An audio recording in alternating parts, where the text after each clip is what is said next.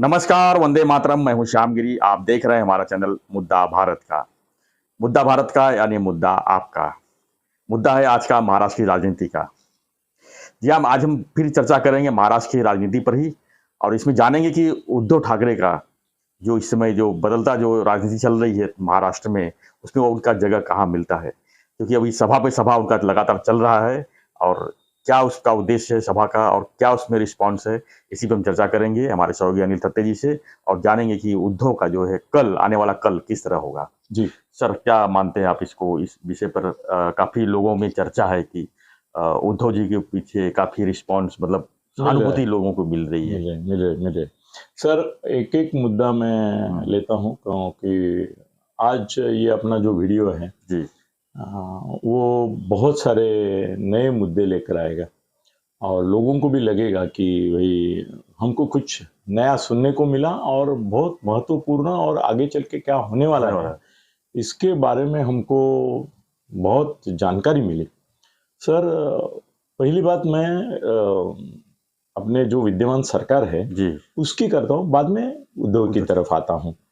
Sir, Ajit दादा ने जी जो बगावत के नारे लगाए, जी या तो वो एक ऐसी भूमिका लेके बैठे कि जिसकी वजह से वो मुख्यमंत्री पद के दावेदार है, यहाँ तक उन्होंने कह दिया। सर, उसका परिणाम उनको तो पवार साहब ने उनका जो बगावत था वो तोड़ दिया पूरा तोड़ दिया। और अभी 53 जो राष्ट्रवादी के आमदार है उसमें से वो खुद पकड़ के और 2 पकड़ के बाकी 50 के 50 पवार साहब ने अपने कब्जे में वो पूरे उनके पंखों के नीचे ले लिए हैं सर 50।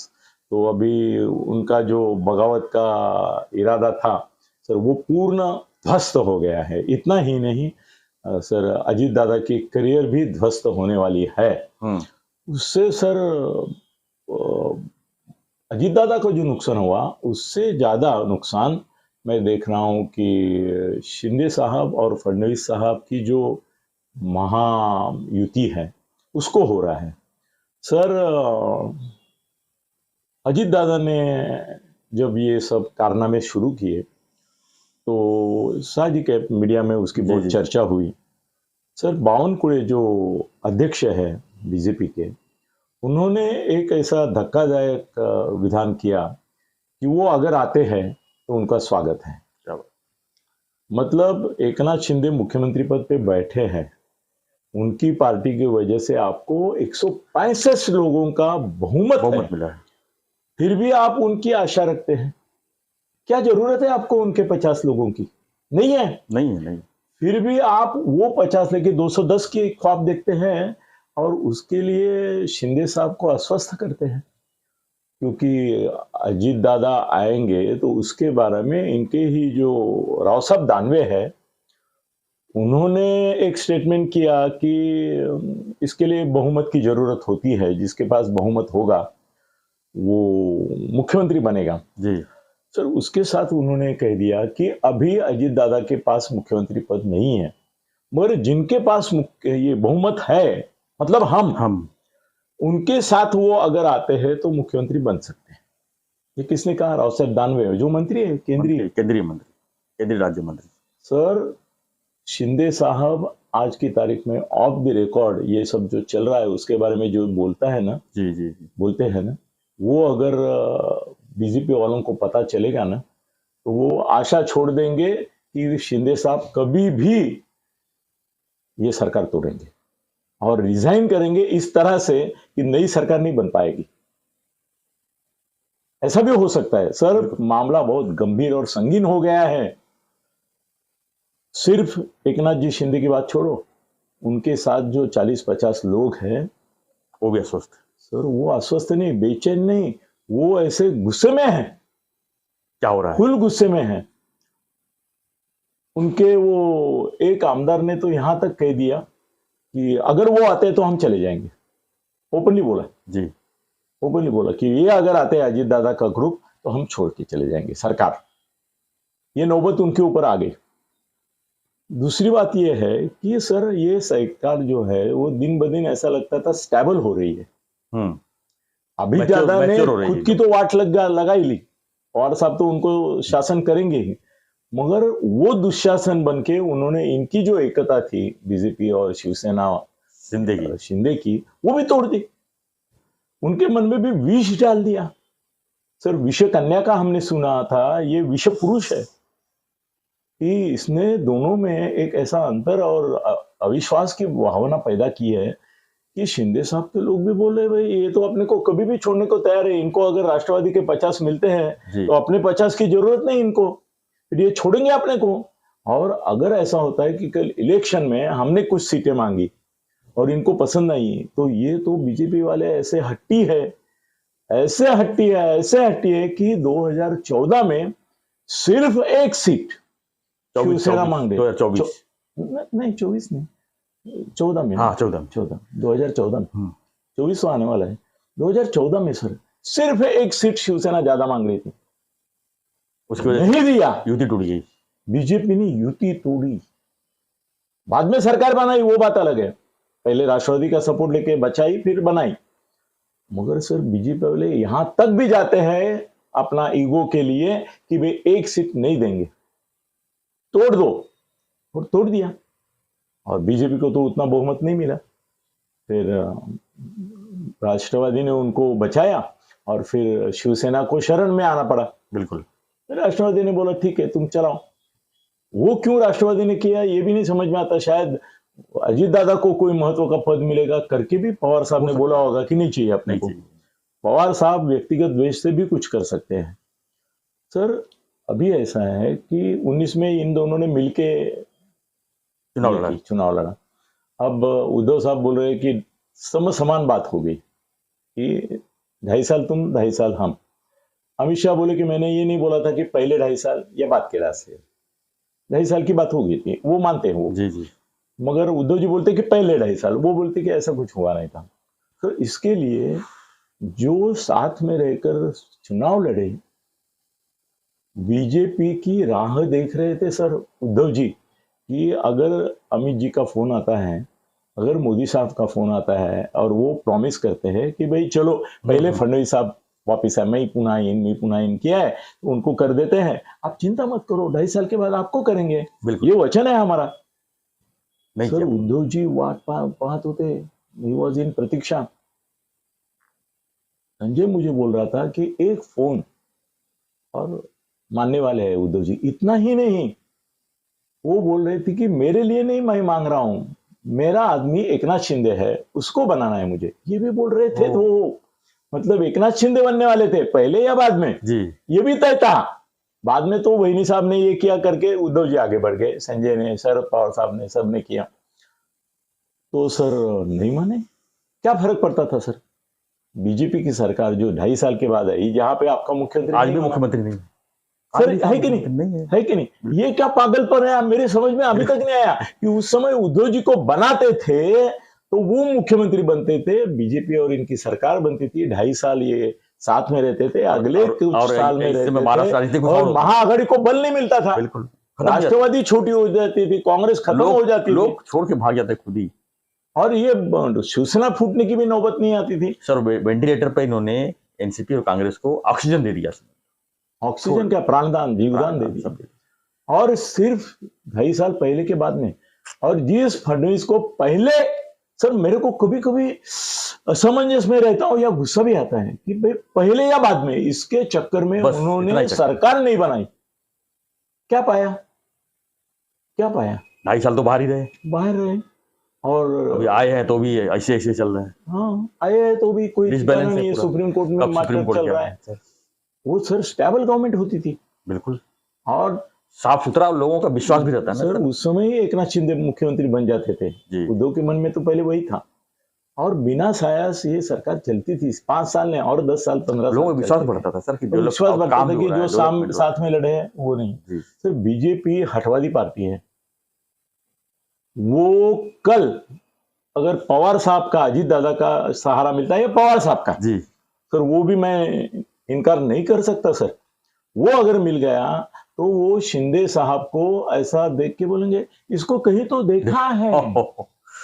अच्छा, आप वो एकनाथ शिंदे है क्या जिन्होंने हमारे साथ वो मुख्यमंत्री पद की शपथ ली थी, अच्छा आजकल आप क्या करते हैं, थाना में कॉर्पोरेटर है क्या?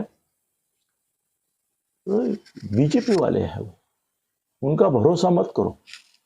उन्होंने एक एक पार्टी को किस तरह से खत्म किया है, अकाली दल को खत्म किया है सर। वो जिस जिस के साथ गए उसको पनौती ही लग गई और बाद में उसका विलय हो गया, लय हो गया, विनाश हो गया। ये इतिहास है जी। फिर भी उद्धव जी तैयार थे उनके साथ जाने को, मगर पहले कौन और बाद में कौन इसमें। गाड़ी छूट गई। और सर उसमें अपमान किस किस का हुआ? उद्धव जी का हुआ, चलो एक बात हो गई।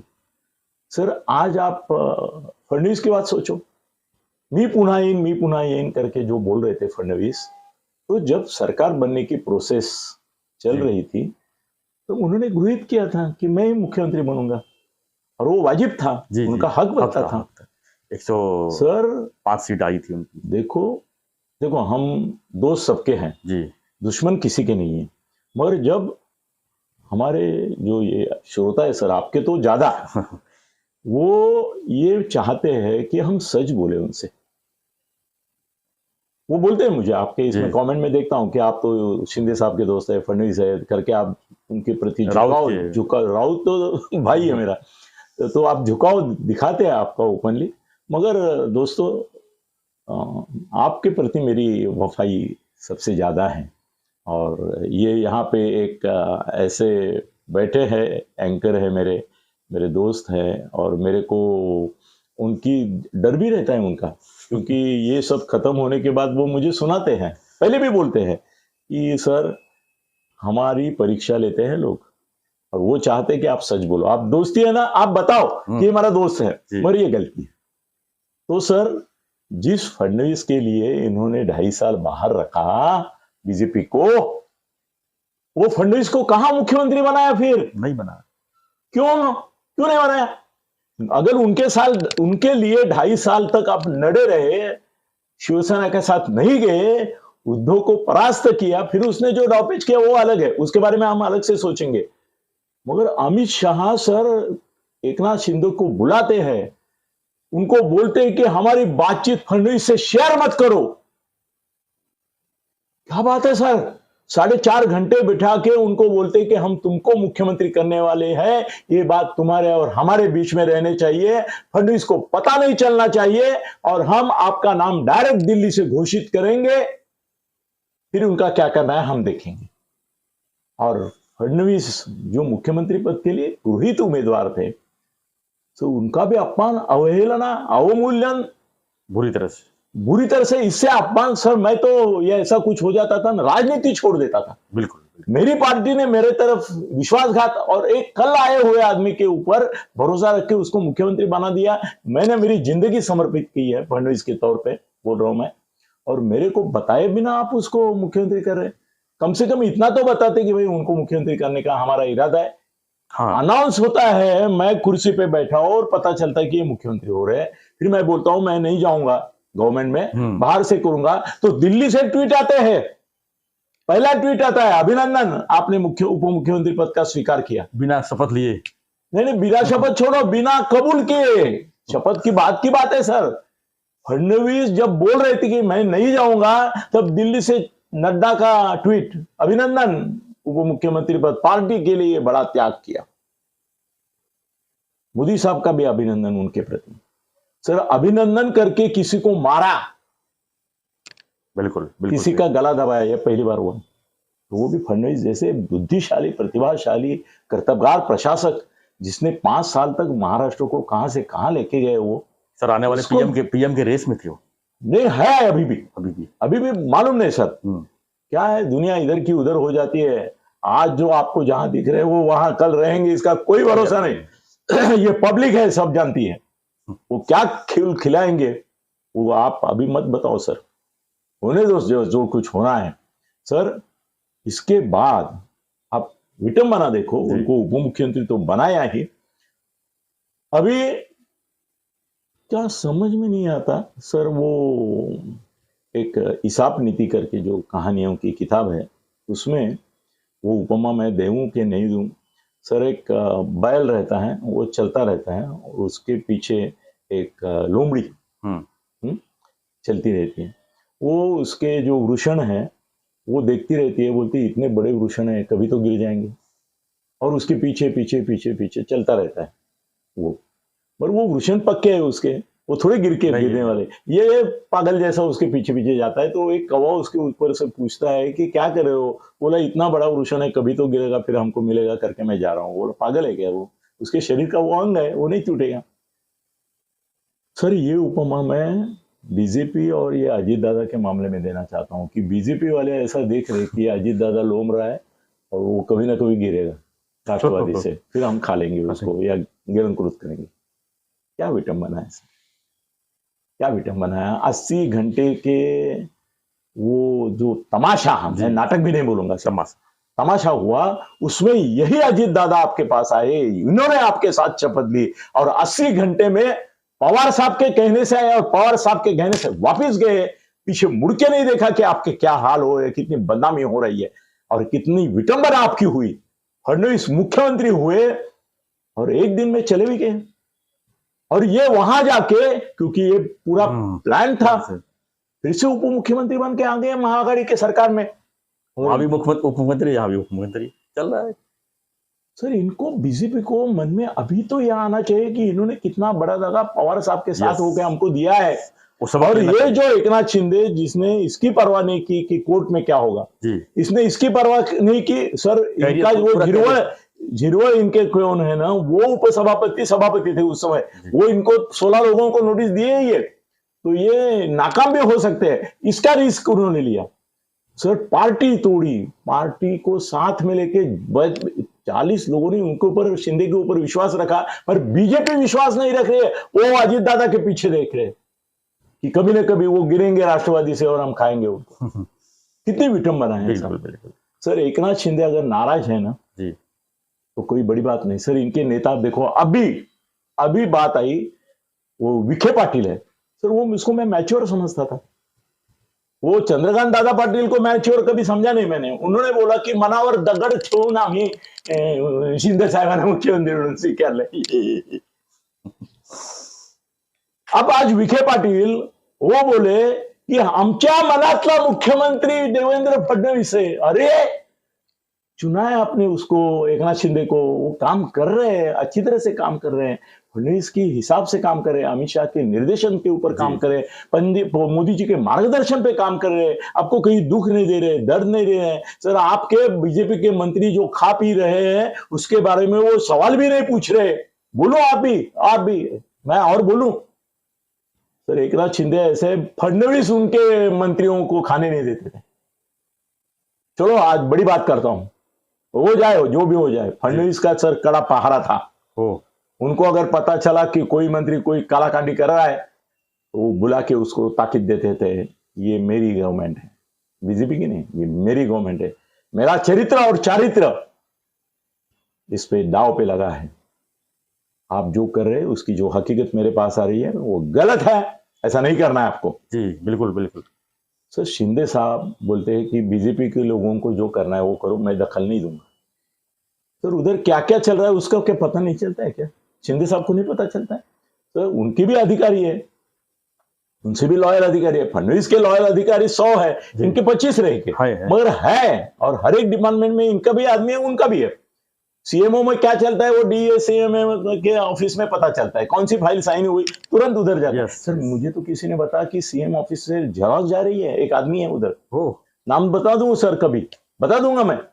सीएमओ ऑफिस में एक आदमी है, वो वहां पे जो निर्णय होते हैं उसकी जेरॉक्स निकलते डीसीएम के ऑफिस में भेजता है। और क्या बोलूं, इससे ज्यादा गोप्यस्फोट आज करना ठीक भी नहीं है। मगर सर शिंदे साहब ने ऐसा, तुम्हारा खाता है ना, तुम्हारा डिपार्टमेंट है, पोर्टफोलियो, तुमको जो करना है करो, अच्छा करो, बुरा करो, भला करो, पैसा खाओ नहीं खाओ, तुम्हारी मर्जी। तुम्हारे आका जो है, बॉस जो है वो फडणवीस साहब है, मैं नहीं हूं। कितना सरल सादा स्वभाव है कि नहीं? वो उनके, उससे तो ज्यादा बात यह है कि वो अपने डिपार्टमेंट में जो मंत्री है उनको भी खाने पीने में मना नहीं करते। वो बोलते इनको मना करूंगा तो ये साले कल भाग जाएंगे, खाने पीने के लिए आए हुए हैं ना। ये 40 जो आए वो मंत्री बनने के लिए है, और मंत्री किसके लिए बनना है? तो उपोषण करने के लिए बनना है क्या, नहीं। या उपवास पे बैठना है क्या? वो भी खाने पीने के लिए आना है।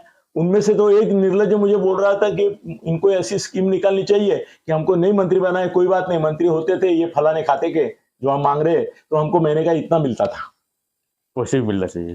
वो बाहर से दे दो, हमारी कोई शिकायत नहीं। ये ऐसा मेरे को बोला। अभी मैं पत्रकार हूं, उसको मालूम है। मैंने साहब को भी बोला, सर आपके आमदार एक एक क्या लायकी के, देखो वो बोलता है कि जितना हमको मिलता था डिपार्टमेंट से वो बाहर से मिलने की व्यवस्था होती थी, हमारा कोई शिकायत नहीं। मगर सर इसका शिंदे साहब का स्वभाव है कि वो कुछ नहीं करते। ये अभी सर हमारा मुद्दा जो है उद्धव का, वहां पे आते हैं। सर याद रखो, ये सब लोग देख रहे हैं सर, एकनाथ शिंदे का अपमान। सर मोदी मोदी मोदी मोदी मोदी के चक्कर में वो कोर्ट में गए तो मोदी नाम ओबीसी का है करके पूरे ओबीसी समाज का अपमान हो रहा है कि नहीं? ये मुद्दे पे उन्होंने कोर्ट में गए। अभी तो कल सूरत ने भी राहुल को ये नहीं दी, राहत दी नहीं। सर बीजेपी एकनाथ शिंदे से इस प्रकार की गद्दारी करके, संशय के घेरे में उनको डाल के, या तो उनको ये करके पूरे मराठा समाज का अपमान करेगी। इसका फायदा तो फिर शिवसेना को होगा, उबाठा को होगा, राष्ट्रवादी को होगा। आप एक मर्द मराठा आपके साथ दिलदारी से आया है, उसको इस तरह से ट्रीटमेंट दे रहे हैं। सर अभी आता हूं मैं मेरे मुद्दे पे। जी। क्या हुआ ना, आज सुबह मुझे कुछ बातें पता चली है, मैं थोड़ा विचलित हूं और मेरे को अच्छा नहीं लग रहा है वो। सर अभी है कि उद्धव जी की सभाएं बहुत बड़ी हो रही है, बहुत बड़ी हो रही है। जलगांव में, पाचोरा, जहां भी जाते हैं, आज पाचोरा में, वो भी बड़ी होगी, नागपुर में हुई, औरंगाबाद में हुई, ये इधर तुम्हारे कोकड़ में एक हुई, मेरे ख्याल से वहां पे भी। सर अनाप शनाप पब्लिक लाखों में आ रहे हो। मालेगांव में थी इससे पहले, मालेगांव में थी सर, लाखों में लोग आ रहे हैं। वो कहां से आ रहे हैं? वो इतनी धूप में? नहीं सर, धूप बीप सब छोड़ के आ रहे हैं। क्यों आ रहे हैं सर, मैं बोलूं जी? अभी मैंने ज्यादा टाइम इसमें ले लिया मूल मुद्दे पे आने के लिए, पर फिर भी 4-5 मिनट आप मुझे देंगे ऐसा आशा है। सर उद्धव के प्रति सहानुभूति की सर सुनामी आई है महाराष्ट्र में। क्या बात, ये मेरा सेंटेंस सर याद रखो और आप लोग सेव करके रखो, आप लोग सेव करके रखो। महाराष्ट्र में उद्धव के प्रति सहानुभूति की सुनामी आई है, सुनामी आई है, सुनामी आई है। सर वो जहां भी जा रहे हैं, लाखों की तादाद में लोग उनको देखने के लिए और अपना समर्थन प्रकट करने के लिए आ रहे हैं।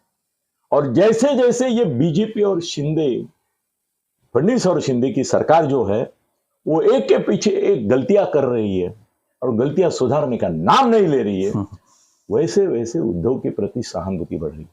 सर ये अजीत दादा का हादसा नहीं होता ना जी, ये तो राष्ट्रवादी, शिवसेना, उबाठा और कांग्रेस मिलकर सर लोकसभा पुना तो छोड़ो जी, अगली सरकार आराम से बना लेते थे और उनके 155-160 आ जाते थे। ये अजीत दादा ने जो किया वो ग्रहण लगा दिया, वो पूरे अपशकुन कर दिया। सर ये कुछ गेम प्लान तो नहीं है पवार साहब का? पवार साहब का नहीं है सर। देखो मेरे भी सोर्सेस आप जानते हैं, पवार साहब ने संजय को बताया कि ये गेम जो अजीत दादा कर रहे हैं अपने को उध्वस्त करना है, इसलिए तो संजय ने वो एक्सपोज किया ना उसको। अभी कितने जल सर क्या बात करते हैं, संजय कौन, ऐसा उन्होंने पूछा ना। सर 3 दिन पहले उद्धव ठाकरे, आदित्य ठाकरे, संजय राउत और अजीत दादा एक प्लेन से नागपुर गए, साथ में खाए पिए गप्पा मारे पूरे दिन। दूसरे दिन एक फंक्शन था महाआघाड़ी का कुछ, उसमें साथ में अजीत दादा उन्होंने बाजू में बैठ के गप्पा मार के खाना खाया और अजीत दादा पूछते संजय राउत कौन? कितनी निर्लज्जता। संजय भी मुझे बोला कि तुम याद दिलाओ, मैं भी दिला सकता हूं मगर तुम याद दिलाओ कि विमान में कौन थे, हम ही 4 थे और कितनी बातें की। तो फिर संजय मालूम नहीं आपको? सर छोड़ो वो बात, मैं अभी ना बहुत क्षुब्ध हूं आज सर। उद्धव के प्रति लोगों के मन में जो सहानुभूति है उसकी लहर सुनामी जैसी आई है। और सर ये तो मीडिया जो है ना, ये तो भाजपा के लिए खतरे की बिना पैसे दिए मीडिया उसके साथ है। सर खतरे की घंटी है सरकार की, खतरे की घंटी। सर घंटी तो कब की बज चुकी है, इन्होंने सुनी नहीं। अभी वो नाटक होता है ना, उसकी पहली घंटी, दूसरी घंटी होती है, ये दूसरी घंटी बज रही है, तीसरी घंटी में तो खेल समाप्त शुरू होता है, मगर उद्धव जी का खेल शुरू हो जाएगा फिर। आने वाला 1 साल तो बहुत बहुत महत्वपूर्ण है, बहुत महत्व। सर इनके पास, शिंदे गुट के पास मीडिया मैनेजमेंट नाम की कोई चीज नहीं, कोई चीज नहीं। मैं कितनी बार उनके दोस्तों उनसे बोलता हूँ कि भाई क्या मीडिया का क्या कर रहे हो आप, सत्यानाश हो रहा है आपका, मीडिया सोशल मीडिया खिलाफ जा रहा है। सोशल मीडिया तो जाएगा, जाने दो, मगर पूरा इलेक्ट्रॉनिक प्रिंट सब मीडिया आपके खिलाफ। कोई मीडिया मैनेजमेंट नाम की चीज दुनिया में होती है उसका पता है? खाली एडवर्टाइजमेंट रिलीज कर रहे हो, भाव भाव भाव भाव, करोड़ 2 करोड़ 5 10 करोड़, क्या मीडिया मैनेजमेंट? पेपर में हेडलाइन और बीजेपी वाले शिंदे साहब को सपोर्ट नहीं कर रहे, उनका सोशल मीडिया कोई सपोर्ट नहीं कर रहा है। अभी क्या बोलूं सर, सीक्रेट बातें बोलना भी ठीक नहीं है। मैंने तो इसके बारे में शिकायत डायरेक्ट फडणवीस साहब से की।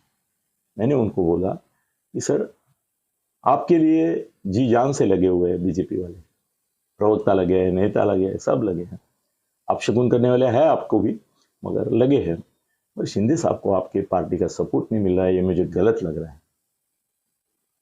शिंदे साहब को भी बोला मैं, तो उन्होंने कमेंट नहीं की, या तो जो कमेंट की वो ऑफ द रिकॉर्ड की। मगर सर उद्धव की सभाएं लाखों की हो रही है, आने वाले कल का वो इशारा है, बड़ा इशारा है। अभी देखो, संजय ने मुझे एक उपमा दी है, वो उससे ही मैं आज का ये खत्म करता हूँ। सर इसके ऊपर आपने को बहुत सारी वीडियो बनाने पड़ेंगे, मेरे पास और बहुत सारा स्फोटक मसाला है सर, वो हम वेस्ट नहीं करेंगे। संजय ने मुझे बोला आप जो बॉल रहता है वो जितने जोर से नीचे दाबेंगे उतनी जोर से वो ऊपर जाएगा। बोला उद्धव जी को जितने जोर से इन्होंने दाबा है, नीचे ये किया है, उतने डबल तिबल जोर से वो ऊपर उठेंगे। और उसने मुझे शर्त लगाई है, आजकल वो मेरे से लाख की बहुत शर्तें लगा। वो बोला आज के बाद 6 महीने के अंदर महाराष्ट्र में तुमको उद्धव की वेव दिखेगी। महाआघाड़ी की नहीं बोला उसने, उद्धव की बोलेगा। स्थिति ऐसी होगी कि कांग्रेस और एनसीपी को मजबूरी से शिवसेना उबाटा के साथ आना पड़ेगा, उबाटा को उनके जात नहीं। और महाराष्ट्र में उसने बोला आने लिख ले, पवार साहब तो मेरे हिसाब से पिक्चर में अभी दूसरी भूमिका में है, मगर अजीत दादा के ऊपर फूली पड़ गई। कांग्रेस में तो कोई नेता है ही नहीं, अशोक चौहान तो इधर जा ही रहा है बीजेपी में, और भी एक नेता है वो भी जा रहे हैं। तो बोले महाराष्ट्र में एक ही नेता बचा रहेगा अपोजिशन में आज के, वो होंगे उद्धव ठाकरे, और दूसरे बचेंगे फडणवीस, बस कोई तीसरे नेता का नाम नहीं। ये आगे की लड़ाई फडणवीस और ठाकरे के बीच में होगी। और इसमें अभी एक सर गमतीदार सब्जेक्ट है कि उद्धव ठाकरे सीकेपी है और ये ब्राह्मण है फडणवीस। ब्राह्मण और सीकेपी बीच में सर पहले से दुश्मनी है, और दुश्मनी और बढ़ेगी, वो और बढ़ेगी। सीकेपी समाज कभी भी ब्राह्मणों के अनुकूल नहीं रहा, पूरे इतिहास है उनके जितने भी ये थे, उन्होंने ब्राह्मणशाही पे बहुत कठोर टीका की है। सीकेपी जो विद्वान थे उन्होंने, प्रबोधनकार ने भी बहुत सारी की हैं। तो ये अभी लड़ाई होने वाली है। मैं पहले क्या समझता था कि ये लड़ाई अजीत दादा और उद्धव के बीच में होगी, ऐसा सोच रहा था, डाइवर्ट हो गया। नहीं, अजीत दादा और फडणवीस के बीच में, सॉरी। मगर अभी ये लड़ाई सर उद्धव और फडणवीस के बीच।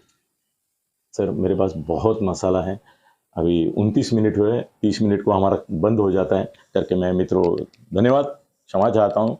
अभी हम यहीं समाप्त करते हैं, मगर 1-2 दिन में एक ऐसा वीडियो मेरा आएगा इसी सब्जेक्ट पे कि आप सोचने पे मजबूर हो जाएंगे। धन्यवाद सर। धन्यवाद सत्य जी। तो आप लोगों ने हमारा चर्चा देखा सर, जो समाप्त हो रहा है, आपने धन्यवाद कर दो, चलता है। हाँ, तो आपने हमारा चर्चा देखा। खास चर्चा थी ये कि महाराष्ट्र की राजनीति किस तरफ चल रही है, कौन किससे लड़ रहा है, कौन किसकी तरफ जा रहा है। तो आपको ये चर्चा हमारा कैसा लगा हमें जरूर कमेंट बॉक्स में लिखिए, और बने रहिए हमारे साथ, देखते रहिए हमारा चैनल मुद्दा भारत। धन्यवाद। जय हिंद, जय महाराष्ट्र।